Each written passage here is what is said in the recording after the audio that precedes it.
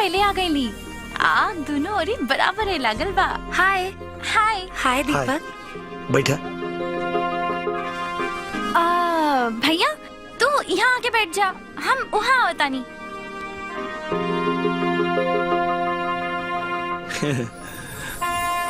बोली सर काल आई का खेबू आते जॉन तो हर मन होके। ओहो भाई अलगे अलगे बोले में बहुत टाइम लगी। ऐसे सबके एक के साथ है हेलो हाय। हाय। हाँ दीपक सोना के बगल में बैठ जाना, आरती से कुछ बात करेंगे।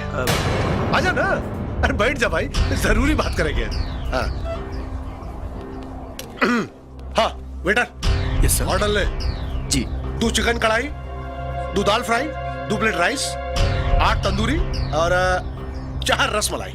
जी। और हाँ सुन, हाँ किचन में श्यामलाल हुई, उसे कहिए कि रंजीत साहब का ऑर्डर है, बढ़िया से बना के दे। कहा बे? रंजीत सर के ऑर्डर है। अबे सर ना, रंजीत साहब। जी सर रंजीत साहब के चल ऑर्डर है। निकाल। अरे वाह रंजीत, हाँ। ये होटल में तो तार बड़ी धाक बा। हाँ? अरे ये सब हमार चेहला चपाड़ी बाड़े हैं। अच्छा, और तू खाना भी हमारी पसंद के मंगवला है। और रसमलाई वो तो हमार फेवरेट है, मजा आ जाए। अरे अब हमसे ज्यादा तुम्हारा पसंद के बारे में क्या जाने ला?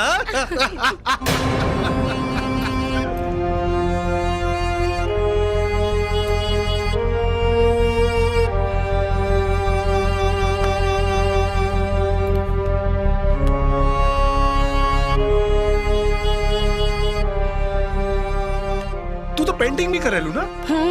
थाने रोड पे बहुत बढ़िया एग्जीबिशन लगल बा, देख लू ना। ला चला दिखाओ तनी। अब जल्दी करा, चला। Bye bye bye. Sir bill. Bill जी।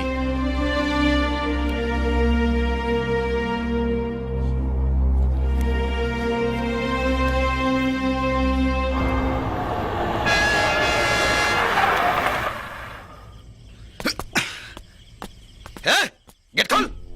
ई गेट बिना चालान के ना खुली।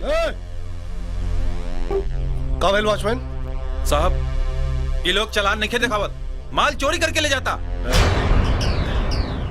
नया बाड़े का? हाँ साहब, राम सिंह की तबीयत खराब बा, यही से उनका जगह हम आयल बानी। अच्छा अच्छा, नया बाड़े यही से तोरा समझ में नहीं क्या हो। गाड़ी जाए दे, गेट खोल दे। ना साहब, बिना चालान के हम गेट ना खोले। गेट खोल दे तो नौकरी परमानेंट कर दे हम। खोल दे गेट। माफ करी साहब, मालिक से चोरी ना।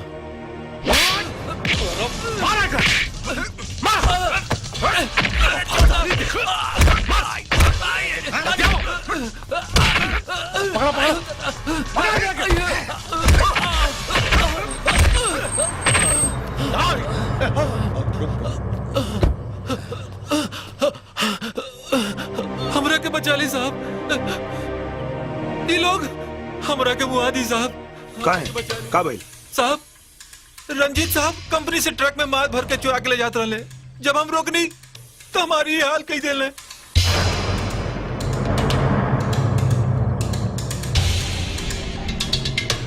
ना तो रंजीत के नौकरी से ना निकाल सकेला। का है? आपे न कहले रहनी चाचा जी कि चोरी के इल्जाम लगावे से पहले सबूत चाहिए, तो जब ये रंगे हाथ पकड़ल गेल बाने चोरी करवावत, तो इनके काहे ना निकाल जा सकेला? आओ तो चल तो हर बास। ये फैक्ट्री की हम दोनों भाई मिलकर चलावे नहीं जा। ए दीपक, तुहार औकात नहीं है कि तू हमारे भाई के नौकरी से निकाल सका। ब्रिजेश, अपना औकात में रहा। हमार बेटा के औकात देखेगे, तुहार औकात नहीं खे। ई मत भूला, तू ई फैक्ट्री में नौकर बाड़ा और हमार बेटा दीपक ई फैक्ट्री के मालिक। आ तू लोग कान खोल के सुन ला, यह उहे होई जौन हमार बेटा दीपक चाहिए।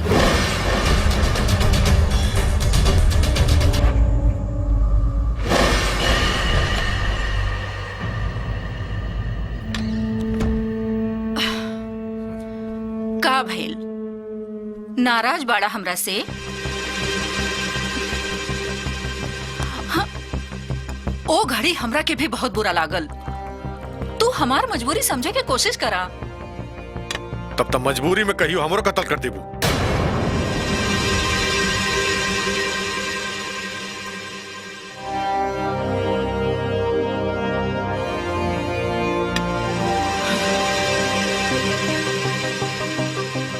ब्रिजेश, पानी सर से ऊपर उठ गइल बा।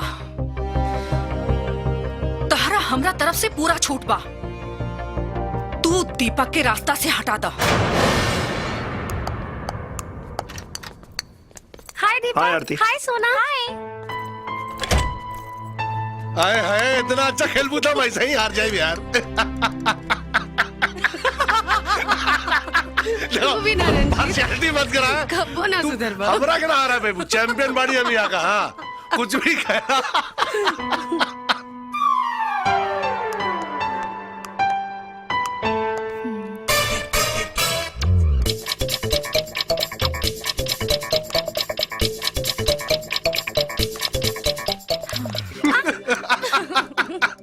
दीपक हमार गेम ओवर हो गई। ल तू खेल ल। ऐसा ना आरती हाँ कि हमरा के खराब खिलाड़ी के साथ खेले का कौनो शौक नहीं।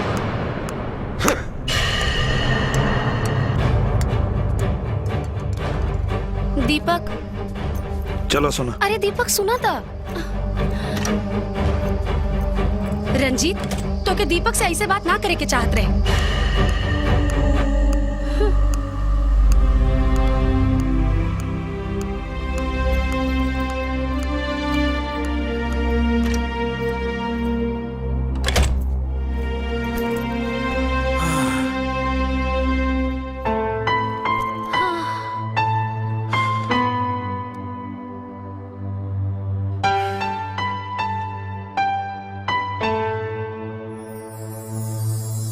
आरती की message.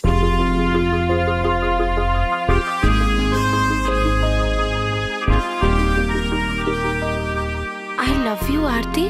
I love you Deepak. कल 12 बजे मोतीबाग में तुम्हारा इंतजार करूंगा। तुम्हारी आरती। तुम्हारा दीपक।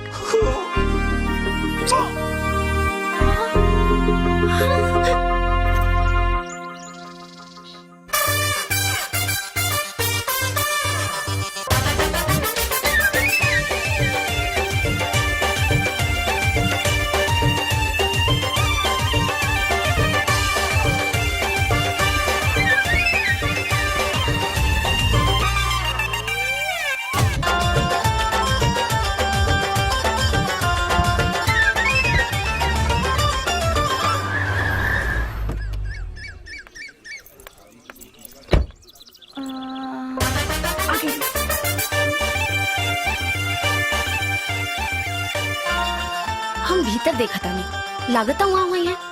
हाँ भैया के फोन काहे नहीं खिलागत?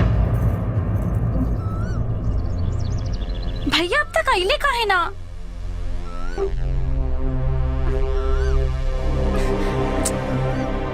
आधा घंटा हो गई, अभी लेना आइले।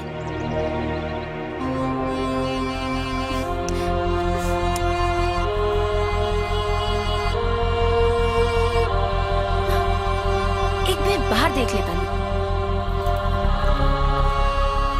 अब लेना आइलन, लागता हमरा के बेवकूफ बनावता रे। घर से फोन। हेलो सोना दीदी, जल्दी घरे आ जा। दीपक भैया के एक्सीडेंट हो गई बा। चला जल्दी घर चला।